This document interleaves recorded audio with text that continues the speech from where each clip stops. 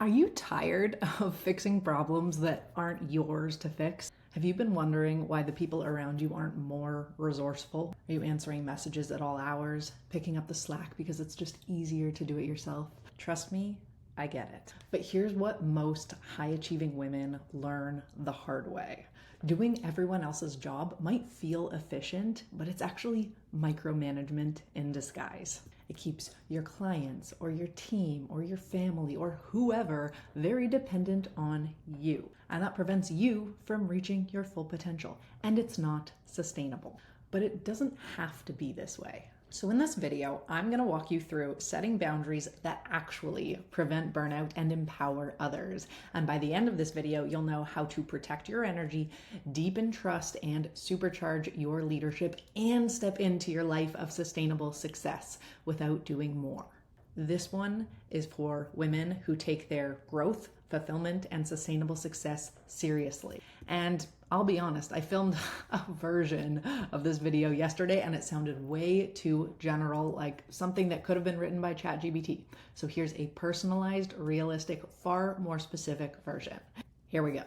In the modern world, in a world that is always fighting for your time, your attention, and your energy, boundaries are truly the backbone of real success. That's the only way you'll have the capacity to focus and enjoy the meaningful moments in your life. Now, before we get into it, let me take you back. When I was leading my tech startup in my 20s, raising money, managing a team, working outrageous hours, I genuinely didn't mind carrying all of the weight. Right? It was my startup. Of course, I didn't expect anyone else to work as hard as me. But this do-it-all strategy really backfired when I worked myself to the point of burnout and landed myself in the hospital. Because when I wasn't functioning, our company wasn't functioning. And that's not a business, that's a burden.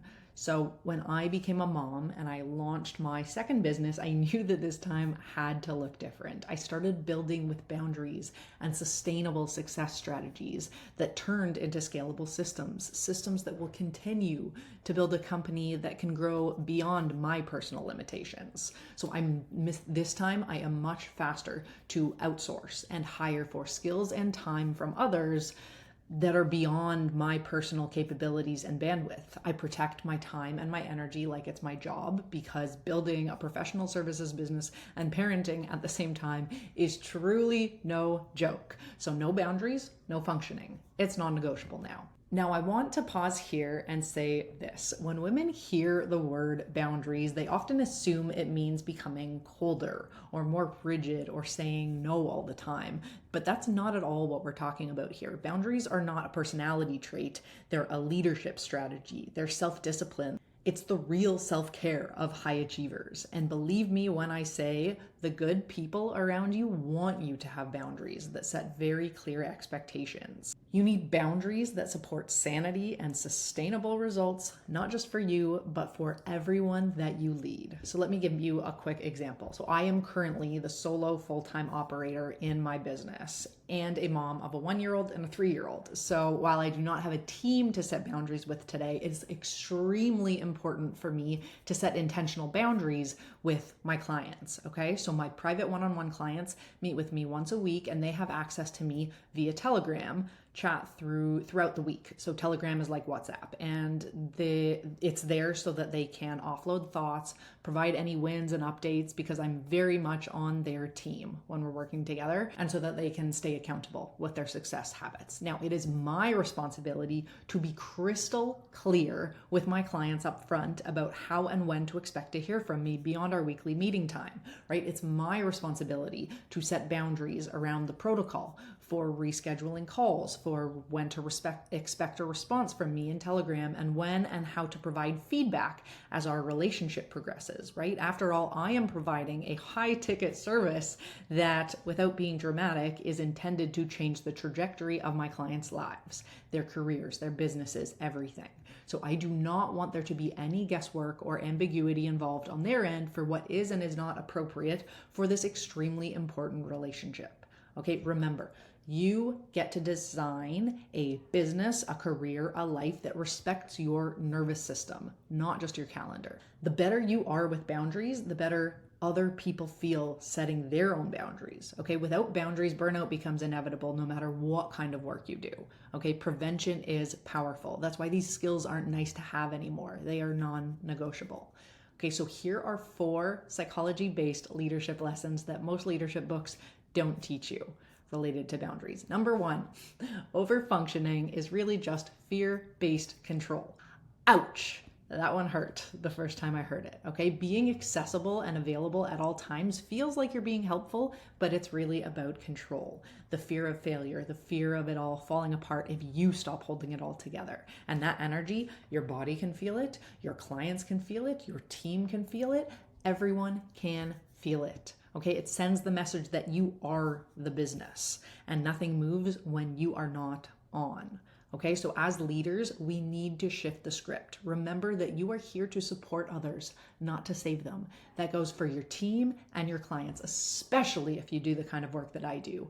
Okay, growth happens through ownership, not rescue. Number 2, physiological safety does not equal 24/7 availability, all right? You don't build trust by being accessible in every moment. You build trust through consistency, through calm and clear communication, especially when the work is important. So I personally love to use lines like this, especially when I have a team, okay? Someone's asking you about how to approach something. I like to say, okay, here's how I'd approach that. What do you think your next move is? Then hold the pause, let them think, let them rise, and obviously make sure not to be condescending. Tone really makes or breaks the moment. Just give people a chance to come up with their own answers and you will see their sense of confidence and ownership grow. Okay, number 3, boundaries build clarity and clarity builds trust. Teams thrive when expectations are explicit, okay? According to leadership psychology, mutual clarity reduces conflict and raises performance. And remember, a boundary isn't rejection, it's respect for yourself and for others. It's saying, here's how we can win together. Awesome. Number 4, you teach people how to treat you. Okay, every time you say yes when you meant no, you're writing a manual for how others get to access your time, your attention, and your energy. So a very worthwhile personal audit is to ask, where are you leaking energy from unspoken, unclear, or unheld boundaries? Okay, I will say that again because I truly believe that this deserves a pause. Okay, think about it. Where are you in your life leaking energy from unspoken, unclear, or unheld boundaries? Okay, now here are 3 power scripts that you can copy and paste into your life from this video. Power line number 1 for when you receive a message late in the day as you're about to close your laptop. I'm going to think about this and respond tomorrow. Boom. What a powerful boundary. Power line number 2 for when someone asks to book a meeting with you in the morning, but you were intending to be heads down on something important. Hey, my deep work happens in the mornings. How about we touch base after 1 p.m.? Now, of course, let's be realistic. Depending on your client relationships and what projects you and your team have on the go, you get to decide when to overrule your intended heads down work for a meeting. Boundaries aren't 100% black and white at all times. Just own your decisions and catch yourself when you are bending too much. This is an art and a science. And power line number 3, to communicate to others in advance how you want to be contacted. Hey, if anything is particularly urgent, here's how to flag it. If not, I'll circle back in our regular meeting window. Okay? These kinds of statements aren't walls. They're frameworks for sustainable collaboration. Now, if you are ready to lead and succeed with less overworking and more boundary holding, and if you want to stop overfunctioning and start thriving to fully step into your sustainable success chapter, you have 3 optional next steps. Number 1, subscribe to this channel or just give this video a like. YouTube is my platform of choice these days for my education and motivation-based content. Number 2, join my free weekly email newsletter, link below, for practical sustainable success strategies. Or number 3, book a call if you want to learn more about working one-on-one together, or if you're curious to learn more about my exclusive group mastermind that's officially launching in October 2025. Remember, you deserve success that feels good. The most powerful leaders and entrepreneurs aren't the busiest ones. They're the ones who trust themselves enough to set real boundaries, okay? Boundaries don't make you rigid. They make you respected. They protect your bandwidth and your peace and your endurance. And being clear isn't just kind, it's powerful, it's scalable, it's sustainable. Okay, you don't have to choose between protecting your peace and growing your business or growing your career. You don't have to sacrifice your sanity to succeed. You get to have both. And I am here to help you get there. Thank you so much for watching, and I will see you in the next video.